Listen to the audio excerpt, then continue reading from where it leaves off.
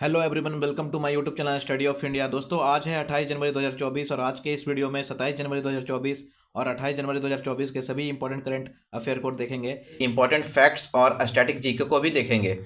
तो चलिए बिना देर किए वीडियो को शुरू करते हैं। वीडियो शुरू करने के पहले अगर आप इस चैनल पर नए हो तो चैनल को जरूर सब्सक्राइब करके बेल आइकन पर क्लिक कर लेना, ताकि आने वाले हर एक वीडियो का नोटिफिकेशन आपको मिलता रहे और अपने ग्रुप अपने दोस्तों के साथ इस वीडियो को शेयर करके मुझे सपोर्ट करें। ठीक है, चलते हैं आज के पहले क्वेश्चन पे। आज का पहला क्वेश्चन देखते हैं। तो दोस्तों, आज का पहला क्वेश्चन है, विमानन महानिदेशालय डीजीसीए यानी director general of civil aviation ने किस भारतीय एयरलाइंस पर सुरक्षा कारणों का उल्लंघन का आरोप लगाते हुए 1,10,00,000 का जुर्माना लगाया है? ठीक है, तो इसका राइट आंसर हो जाएगा आपका ऑप्शन ए, एयर इंडिया। अभी हाल ही में डीजीसीए यानी director general of civil aviation ने एयर इंडिया पर यह कहते हुए 1,10,00,000 का जुर्माना लगाया है कि उन्होंने सुरक्षा कारणों का उल्लंघन किया है। ठीक है, डीजीसीए के बारे में जानते हैं। डीजीसीए का फुल फॉर्म होता है director general of civil aviation. यह एक भारत के सिविल एविएशन को रेगुलेट करने वाली संस्था है। वर्तमान में डीजीसीए का जो हेडक्वार्टर है वो है न्यू दिल्ली में, और जो इसकी स्थापना हुई थी डीजीसीए का यानी director general of civil aviation का, वो 1946 में हुई थी। ठीक है, DGCA under ministry of civil aviation के अंतर्गत काम करती है। वर्तमान में civil aviation minister Aditya Rao Jyoti Scindia हैं। ठीक है, ज्योति आदित्य राव सिंधिया हैं, जो कि मध्य प्रदेश से बिलोंग करते हैं।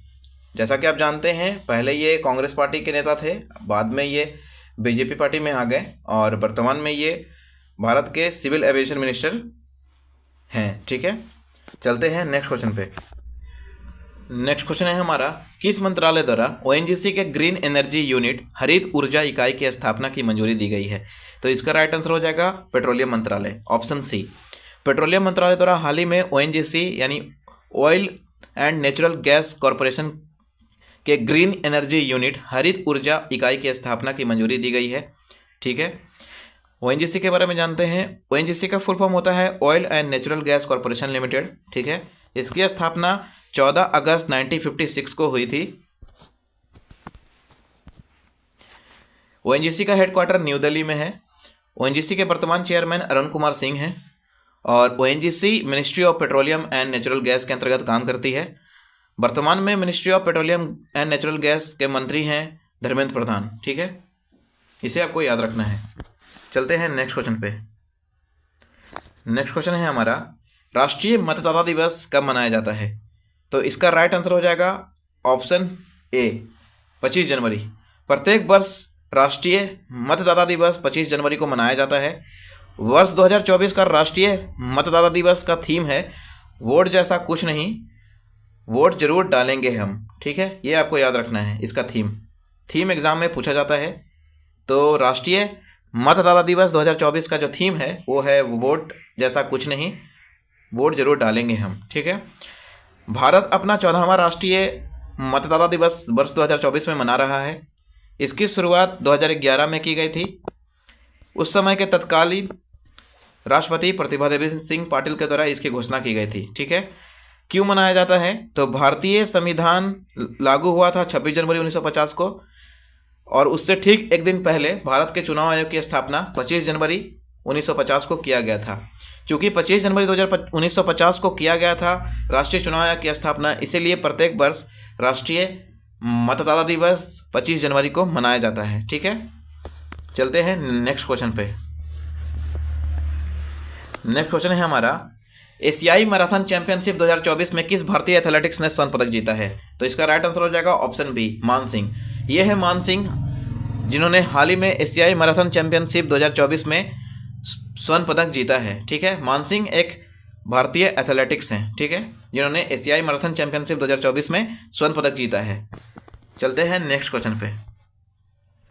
नेक्स्ट क्वेश्चन है हमारा, स्वच्छता सर्वेक्षण 2023 रिपोर्ट में देश का कौन से राज्य की राजधानी स्वच्छ राजधानी का दर्जा दिया गया है? ठीक है, किस राज्य की राजधानी को स्वच्छता सर्वेक्षण 2023 में स्वच्छ राजधानी के रूप में चुना गया है। ठीक है, तो इसका राइट आंसर हो जाएगा ऑप्शन बी भोपाल। ये है भोपाल का मैप, मध्य प्रदेश का मैप। ठीक है, मध्य प्रदेश के बारे में जानते हैं। मध्य प्रदेश की राजधानी भोपाल है। जैसे हाल ही में स्वच्छता सर्वेक्षण 2023 में स्वच्छ राज्य की राजधानी के रूप में चुना गया है और इस वर्ष इसे 5वां स्थान के रूप में रखा गया है। ठीक है, वर्तमान में मध्य प्रदेश के मुख्यमंत्री मोहन यादव हैं, जिन्होंने हाल ही में शपथ लिया है बीजेपी की जीत के बाद। मध्य प्रदेश के गवर्नर हैं मंगू भाई पटेल।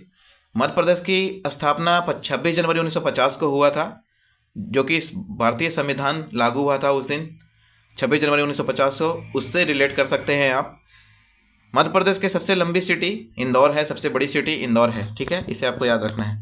चलते हैं नेक्स्ट क्वेश्चन पे। नेक्स्ट क्वेश्चन है हमारा,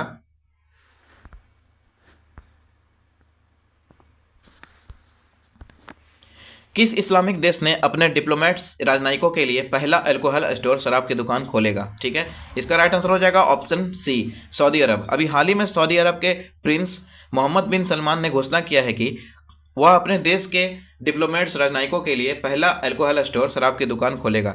जैसा कि ये एक ऐतिहासिक क्षण है जब किसी क्राउन प्रिंस के द्वारा इस तरह की घोषणा की गई है। आपको पता है सऊदी अरब एक इस्लामिक कंट्री है और मुसलमानों के लिए एक पवित्र स्थान है, जहां शराब का सेवन करना और शराब बेचना सख्त मना है।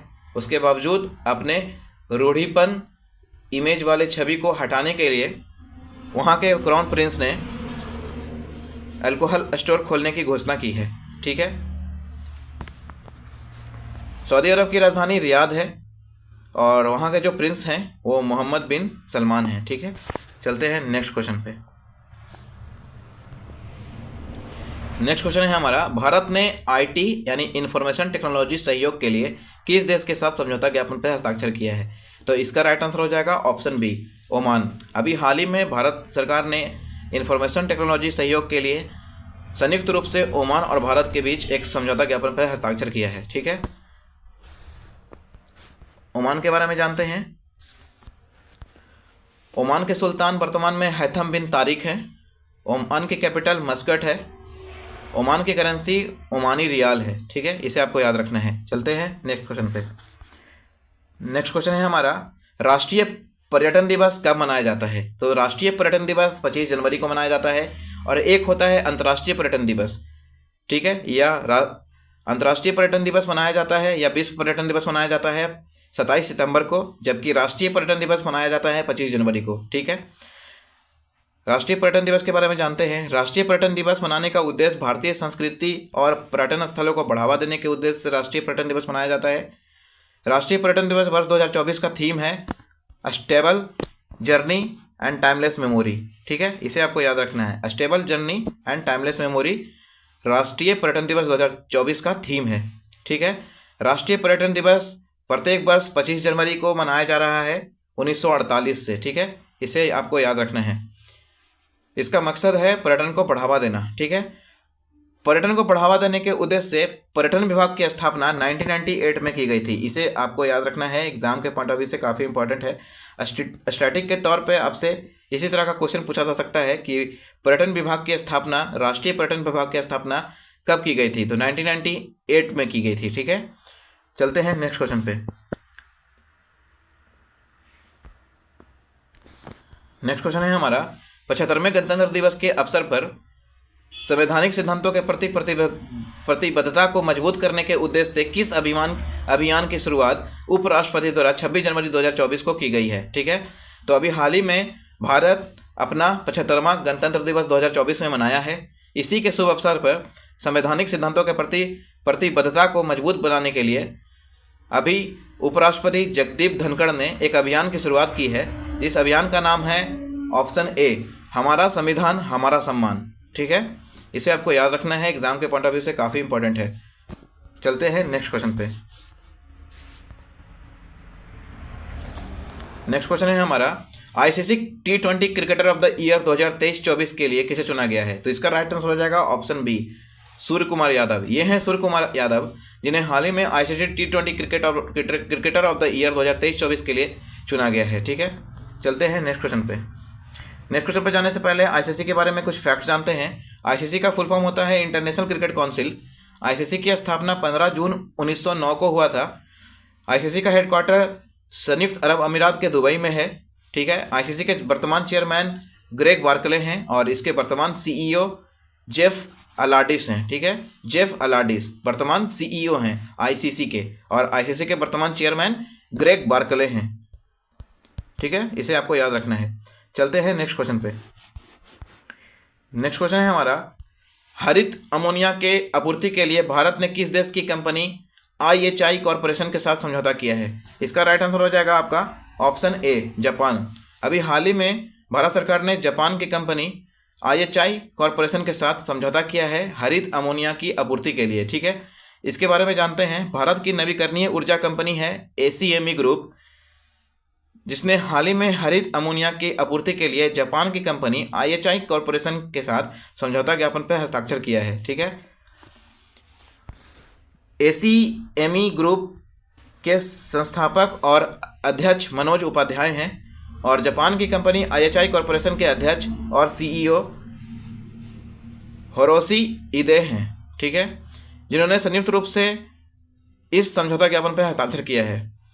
ACME का ग्रुप का फुल फॉर्म होता है अ कंपनी मेकिंग एवरीथिंग। ठीक है, जो स्टार्टअप इंडिया 2016 के तहत शुरुआत किया गया था और ये काफ़ी कम समय में काफ़ी हद तक इस कंपनी ने उपलब्धि हासिल की है। ठीक है, जापान की कंपनी IHI कॉरपोरेशन का फुल फॉर्म है इशिकावा जिमा हैवी इंडस्ट्री कॉरपोरेशन लिमिटेड। ठीक है, चलते हैं नेक्स्ट क्वेश्चन पे।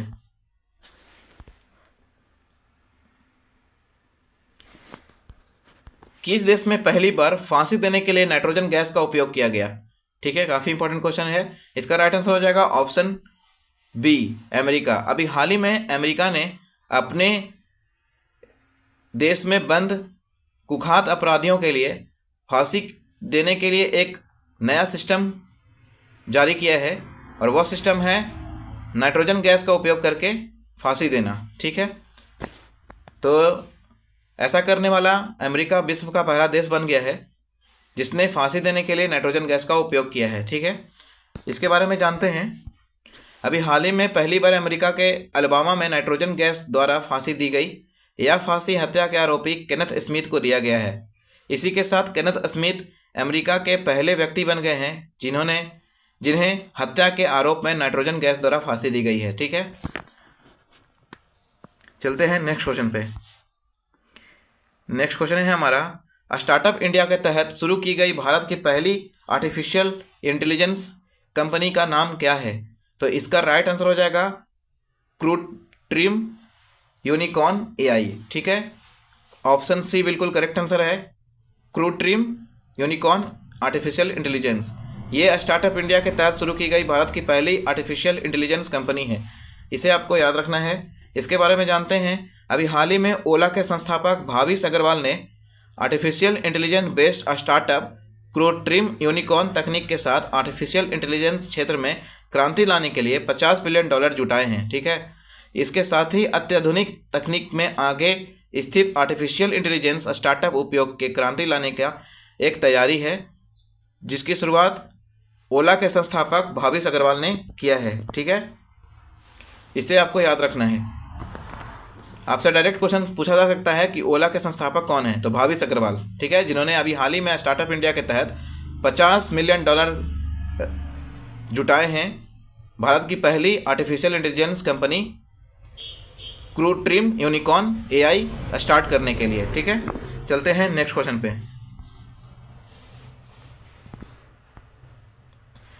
नेक्स्ट क्वेश्चन है हमारा, ग्रीन मेथनॉल द्वारा संचालित दुनिया का सबसे बड़ा कंटेनर जहाज कौन है? तो इसका राइट आंसर हो जाएगा आपका ऑप्शन सी, मार्सेक। Option C, मार्सेक। बहुत इंपॉर्टेंट क्वेश्चन है, आपको याद रखना है, क्योंकि पहला एग्ज़ाम में बहुत पूछा जाता है और सबसे बड़ा, सबसे छोटा, इस तरह का क्वेश्चन एग्जाम में काफ़ी देखने को मिलता है। तो इसे आपको याद रखना है। ग्रीन मेथनॉल द्वारा संचालित दुनिया का सबसे बड़ा कंटेनर जहाज, ये रहा पिक्चर दुनिया का सबसे बड़ा कंटेनर जहाज मार्सेक का, जो ग्रीन मेथनॉल का प्रयोग करती है ईंधन के रूप में। ठीक है, तो ग्रीन मेथनॉल द्वारा संचालित दुनिया का पहला बड़ा कंटेनर जहाज कौन सा है? मार्सेक। ऑप्शन सी बिल्कुल करेक्ट आंसर है। चलते हैं नेक्स्ट क्वेश्चन पे। नेक्स्ट क्वेश्चन है हमारा, प्रधानमंत्री मोदी द्वारा भारत के 1 करोड़ परिवारों को उनके अपने छत पर रूफटॉप सिस्टम स्थापित करने के लिए हाल ही में एक योजना चलाई गई थी जिसका नाम था प्रधानमंत्री सूर्योदय योजना। इसकी शुरुआत की गई है, ठीक है। इसके लिए किस भारत के महारत्न कंपनी ने 1 करोड़ 20 लाख का इन्वेस्ट किया है, ठीक है, इन्वेस्ट किया है अभी हाल ही में REC लिमिटेड ने, ठीक है। ऑप्शन बी बिल्कुल करेक्ट आंसर है इसका। तो हाल ही में प्रधानमंत्री द्वारा एक योजना चलाई गई है। 22 जनवरी अयोध्या के राम मंदिर में प्राण प्रतिष्ठा होने के बाद प्रधानमंत्री ने घोषणा किया था कि वो देश के 1 करोड़ परिवारों को रूफटॉप सिस्टम स्थापित करने के लिए प्रधानमंत्री सूर्योदय योजना की शुरुआत करेंगे, ठीक है। तो इसके लिए 1.20 लाख करोड़ का इन्वेस्ट REC लिमिटेड कंपनी करेगी, जो कि एक भारत का महारत्न कंपनी है और विद्युत मंत्रालय के अंतर्गत काम करती है, ठीक है। चलते हैं नेक्स्ट क्वेश्चन पे। नेक्स्ट क्वेश्चन है हमारा, सेंट्रल जियोलॉजिकल प्रोग्रामिंग बोर्ड की 63वीं बैठक कहाँ आयोजन किया गया था इसका, ठीक है। तो अभी हाल ही में सेंट्रल जियोलॉजिकल प्रोग्रामिंग बोर्ड की 63वीं बैठक हुई है भोपाल में। इसका राइट आंसर हो जाएगा ऑप्शन बी भोपाल, ठीक है। चलते हैं नेक्स्ट क्वेश्चन पे। नेक्स्ट क्वेश्चन है हमारा, भारत की नंबर 1 एयरलाइंस कंपनी कौन है? तो इसका राइट आंसर हो जाएगा ऑप्शन बी इंडिगो, ठीक है। इंडिगो भारत की नंबर 1 एयरलाइंस कंपनी है, ठीक है। इसके बारे में कुछ डिटेल जानते हैं। DGCA जिसका फुल फॉर्म होता है director general of civil aviation, यह एक भारत के सिविल एविएशन को रेगुलेट करने वाली संस्था है। DGCA का हेडक्वार्टर न्यू दिल्ली में है। इसकी स्थापना 1946 में हुई थी और यह under ministry of civil aviation के अंतर्गत DGCA काम करती है, जो कि सिविल एविएशन को कंट्रोल करने का काम करती है, ठीक है। वर्तमान में सिविल एविएशन मिनिस्टर हैं ज्योति आदित्य राव सिंधिया, ठीक है, जो कि पहले कांग्रेस के नेता थे, बाद में इन्होंने BJP पार्टी ज्वाइन कर ली और इन्हें एविएशन मिनिस्टर बनाया गया, ठीक है। चलते हैं नेक्स्ट क्वेश्चन पे। नेक्स्ट क्वेश्चन है हमारा, पुरुष युगल टेनिस रैंकिंग में सबसे उम्रदराज भारत के नंबर 1 टेनिस प्लेयर कौन बने हैं? तो इसका राइट आंसर हो जाएगा ऑप्शन बी रोहन बोपन्ना। ये हैं रोहन बोपन्ना, जिन्होंने सबसे अधिक उम्र में 43 वर्ष की उम्र में भारत के नंबर 1 टेनिस प्लेयर बने हैं पुरुष युगल टेनिस रैंकिंग में, ठीक है। इसे आपको याद रखना है। एक बार फिर क्वेश्चन देखते हैं, पुरुष युगल टेनिस रैंकिंग में सबसे उम्रदराज भारत के नंबर 1 टेनिस प्लेयर कौन बने हैं? तो ऑप्शन बी रोहन बोपन्ना, ठीक है। तो दोस्तों इसी के साथ हमारा आज का क्वेश्चन कंप्लीट होता है। मिलते हैं कल एक नए वीडियो के साथ, नए करंट अफेयर के साथ। तब तक के लिए थैंक यू, धन्यवाद।